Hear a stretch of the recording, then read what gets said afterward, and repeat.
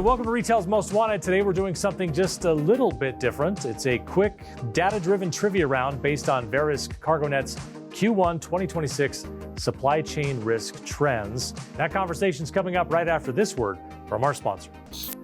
Retail's Most Wanted is brought to you in partnership with LVT, securing physical environments through intelligent automation. Learn more at lvt.com. That's lvt.com. All right, Keith Lewis, Vice President at Verisk CargoNet, is our guest today. Keith, thanks so much for taking some time with us. Thank you. We are going to essentially follow this format. I'm going to ask questions. We'll take a pause, give you a chance to answer, and then we're going to get the answer and some commentary. So this isn't about glamorizing crime. It's about understanding patterns so shippers, carriers, and 3PLs can reduce risk, protect people, and keep freight moving, which is what we want. Question 1.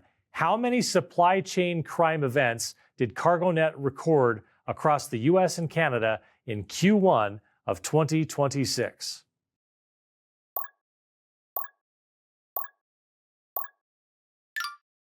The answer is 767 events. So Keith, put that number in context for us. What should people take away from 767 events? Well, we're a little down from last year, but do the math and divide it over the number of days, and it kind of tells you what the workload is for law enforcement and for my command staff.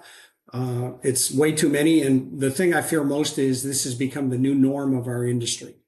All right, let's move on to question 2. Even with fewer incidents, what were the estimated total losses in Q1 in 2026?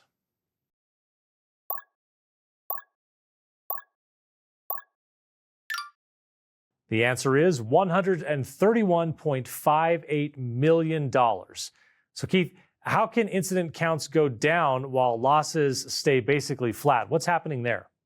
Well, there's no secret. There's no secret recipe to this. It's simple. Cost of goods is going up all across all verticals. When petroleum rises, the manufacturing costs go up. Near tariff anxieties and those type of things. It puts a fear into the consumer and the manufacturers, and the costs go up, and we're paying at the pump for it right now. All right, question 3. What was the number one most stolen commodity category?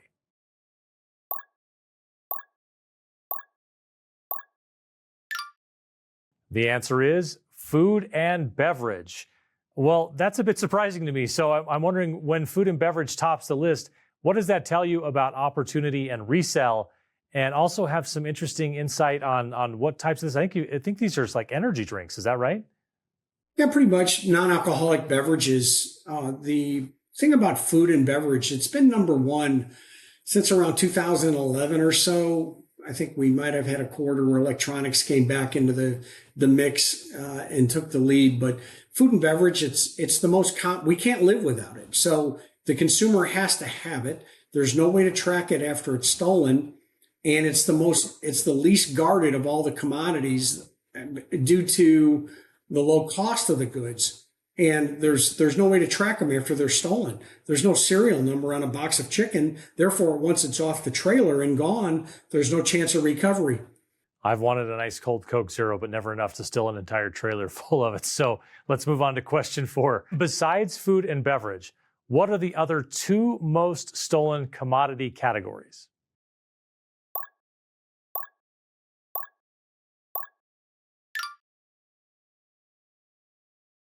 The answer is household goods and electronics. What kind of household goods are most commonly stolen, Keith? Your household goods or your cleaning supplies, those type of things. You need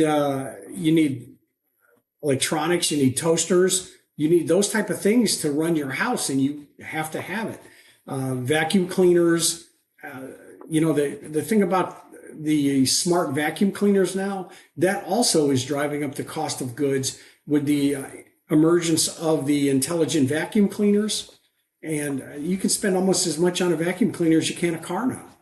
That's pretty amazing to think about that. All right, question number 5. Which commodity category had the sharpest increase, and what was the amount of the jump?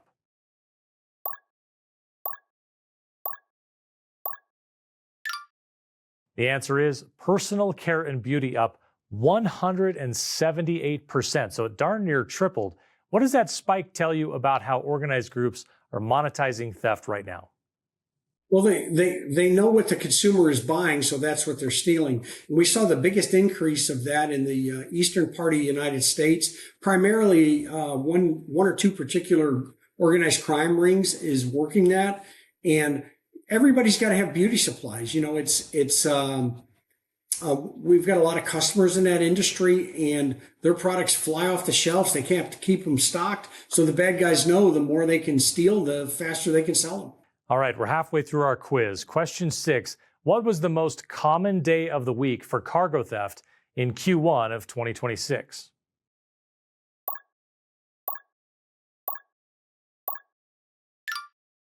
The answer is Friday.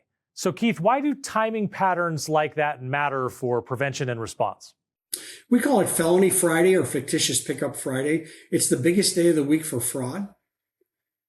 Usually the bad guy commits the fraud act because they know they've got a couple of days to get away with the criminal act before the load doesn't show up on Monday or Tuesday for the delivery. So they've got a head start. Also, it's when asset-based carriers, brokers move the long distance loads from, say, 1,000 to 1,500 miles or maybe longer. They move them on a Friday so the driver can drive all weekend. And that's when the driver stops, goes home, those type of things. And you've got freight at rest, and freight at rest is freight at risk. The bad guys know that, and they target drivers at rest areas, truck stops, storage lots, and the like. All right. Question number 7. What are the top 3 states for cargo theft right now?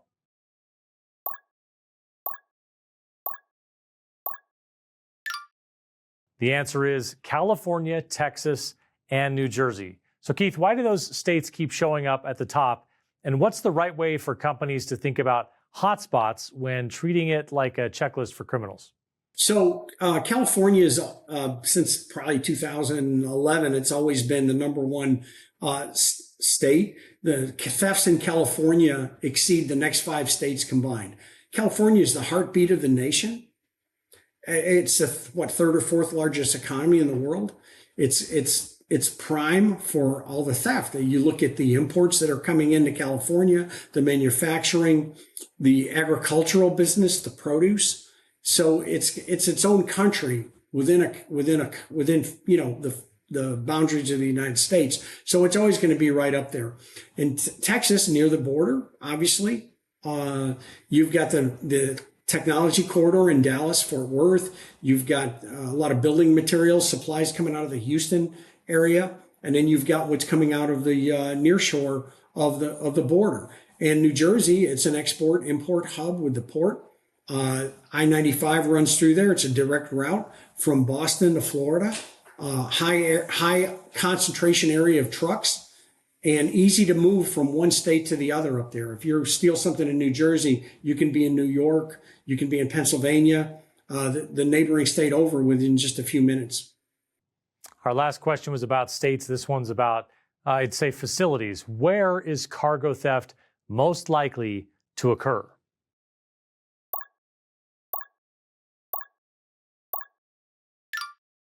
The answer is warehouses and distribution centers.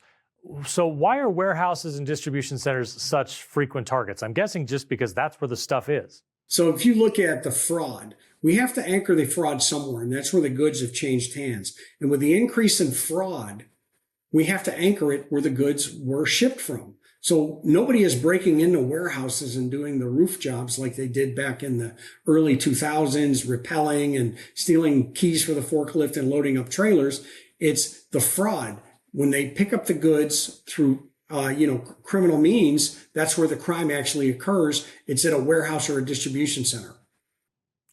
All right, question number 9. What are the other 2 likely locations for cargo theft besides warehouses and distribution centers?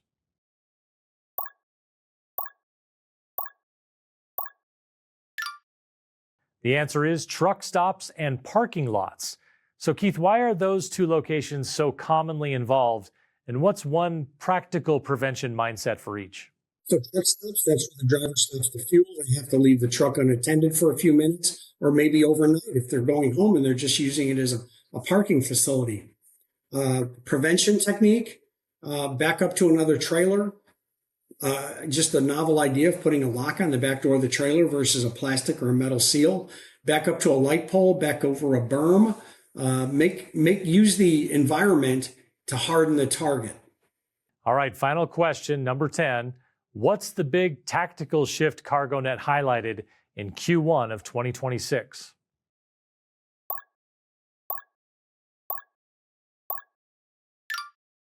Impersonated-based theft has matured into a systematic, scalable methodology. But when you say lifecycle identity verification, what does that mean in plain terms? We could have just said fraud. It's the same thing. Fraud is impersonation, where the increase that we've seen is buying a legitimate company's documentation, operating authority, phone numbers, email addresses, and flipping the light switch and now doing business as. Well, you don't have to notify anyone. You don't have to tell anyone that that's who you're doing business as.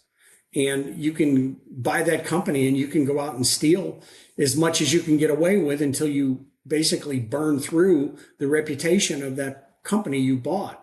And verification is again, like I always say, it's the driver's the last line of defense. The truck that's coming in, make sure it's got the right name on the door.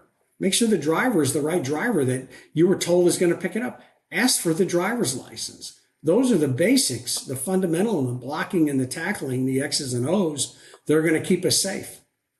All right, that's a snapshot of what CargoNet is seeing in the latest data. Keith, thanks so much for playing along in our first ever game show edition of Retail's Most Wanted. Thank you. All right, for the full conversation with Keith Lewis, where we dig into what's changing and what organizations can do about it, you can watch our next episode of Retail's Most Wanted. Thanks so much to LVT for being our sponsor. Thanks to all of you for being with us. And as always, keep up the good fight.